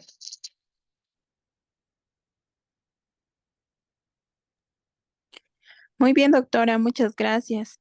Al parecer ya no Sí. tenemos más consultas. Nuevamente los invitamos, nos quedan unos minutos más. Les invitamos a realizar alguna pregunta, consulta que tengan. Pueden levantar la manito para que habilitemos su micrófono o también pueden escribir en el chat de Zoom. Y la doctora ya ha estado dando lectura igual a las preguntas que estaban. Claro que sí. Voy a habilitar el micrófono para el doctor Willy, por favor. Listo, ok, doctor Willy. Doctora, bueno, nuevamente. Doctora, en relación, bueno, siempre a veces nosotros preguntamos de los trabajadores y todo. A fin de cuentas, nosotros también somos trabajadores, doctora. ¿Cómo, Sí. por ejemplo, aquí está regulado, uno ahora es por el Ministerio de Justicia y antes estaba regulado los honorarios profesionales por el Colegio de Abogados, ¿no? Pero, bueno, aquí no existe o sea, aquí al libre albedrío, digamos, regulan honorarios y todas esas cosas. En Colombia, ¿cómo se regula, cómo se paga a los abogados en los procesos? Doctor, esa es una excelente pregunta. Incluso es una pregunta que me ha llevado a varios debates porque yo creo contenido de derecho en las redes sociales. Y eso ha llevado a que cambie un poco la dinámica del cobro de los honorarios. Acá en Colombia tenemos una entidad que establece unas tarifas para los abogados, pero no son obligatorias. Son unas tarifas, un documento que expiden cada año de cuánto se puede cobrar por cada proceso, dependiendo de la rama, dependiendo de la complejidad del caso, dependiendo de muchas circunstancias, pero establece unos precios generales. ¿Qué es lo que sucede, doctor? Que en este momento, ya como tenemos una dinámica tan distinta del ejercicio profesional, no sé si allá en Bolivia, pero acá en Colombia, muchísimos abogados están creando contenido. La creación de contenido y la presencia en las redes sociales genera que haya mucho o que los servicios sean muy masivos, que hayan muchos usuarios. Entonces ahí es donde estamos entrando a competir nosotros como abogados con nuestro precio. ¿Hasta qué punto nosotros queremos competir y tener mejor muchos casos y cobrar menos o tener pocos casos y cobrar más? Ya depende de cada abogado. En este momento, sí, los que están en redes sociales especialmente, pues fijan sus honorarios dependiendo de qué tanto público tengan en redes sociales. Esa es la realidad. No es que estemos sujetos a esa disposición que hay cada año o esa reglamentación que hay cada año, no, porque no es obligatorio. Entonces, lo que hacemos aquí mucho en Colombia es crear comunidad. Entonces, yo, por ejemplo, estoy en varios grupos de abogados, nos comunicamos a través de WhatsApp o a través de redes sociales y allí vamos preguntando cuánto están costando ciertos procesos, de forma de que aseguremos que no exista una competencia desleal, porque esa tampoco es la idea, pues tampoco se trata de desfasarnos en los valores para competir de manera desleal, no. Entonces hemos tratado de consolidar comunidades entre los abogados de diferentes áreas para saber cómo se está manejando el mercado y que podamos competir también no solo con precios, sino también con calidad. Pero no estamos limitados por una legislación o una norma, una disposición de los honorarios. No. Incluso aquí en Colombia, los abogados podemos elegir trabajar por cuota litis, que es que el empleado o el demandante o el demandado me pague cuando terminemos el proceso, o también podemos elegir cobrar una tarifa fija para iniciar el proceso y también con cuota litis o solo una tarifa fija. No hay nada que nos limite para el cobro de los honorarios. Aquí me dejan en el chat. Los honorarios de abogado debería cobrarse en la vía civil, al igual como título ejecutivo. Aquí en Colombia se debe cobrar a través de, bueno, no sé si el abogado también es de Colombia, pero acá en Colombia los honorarios los cobramos a través de la jurisdicción laboral. Cuando se trata de una obligación que está clara, expresa y exigible, lo podemos cobrar como un título ejecutivo. Pero entonces debemos de asegurarnos de que efectivamente esa suma que nos debe a la persona a la que estamos representando, pues sea una obligación clara, expresa y exigible.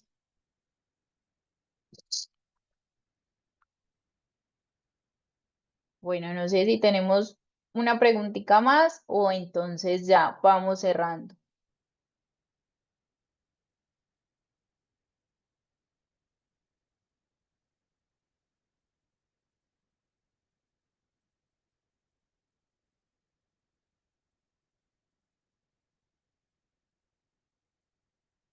Ya. Bueno, la moderadora me confirma entonces y vamos cerrando. La verdad fue un gusto para mí compartir con ustedes este espacio. Creo que es muy importante realizar alianzas internacionales y también si en Bolivia de pronto no están practicando mucho esto, que realicen alianzas con otros colegas y que tengan presencia en redes sociales. Yo creo que es momento de que el derecho se vaya adaptando a todas las exigencias del medio y en este momento es la tecnología, las herramientas tecnológicas. Entonces me alegra mucho poder haber compartido con ustedes este espacio y los invito a que si quieren conocer más del derecho laboral de Colombia, pues se informen a través de redes sociales, ahí nos pueden encontrar a muchos de nosotros creando contenido, informando y podemos también colaborar. Entonces, muchas gracias por este espacio, a todos los que asisten y también a esta organización que me realizó esta invitación y yo feliz de estar aquí con ustedes. Doctora Leslie Vázquez, muchas gracias por haber aceptado la invitación para impartir este curso. Sé que ha sido de mucho aprendizaje y provecho, ya que se han tocado puntos que no son de nuestra legislación, pero aún así ha sido de mucho aprendizaje para nosotros aquí en el país de Bolivia. Muchas gracias, estimado doctor. Esperamos que pueda participar en futuros cursos y eventos que ya se están programando. Vamos a hacerle llegar nuevamente la invitación. Muchas gracias por haber también despejado cada una de las preguntas que han habido, de manera escrita como de manera directa. Muchas Es gracias, con estimado. todo el gusto. Muchas gracias a ustedes y que tengan un feliz resto de noche. De igual manera, muy Que buenas estén noches, muy estimada. bien. Hasta luego. Hasta otra oportunidad, estimada doctora. Muy buenas noches para usted y buenas noches para todos los participantes.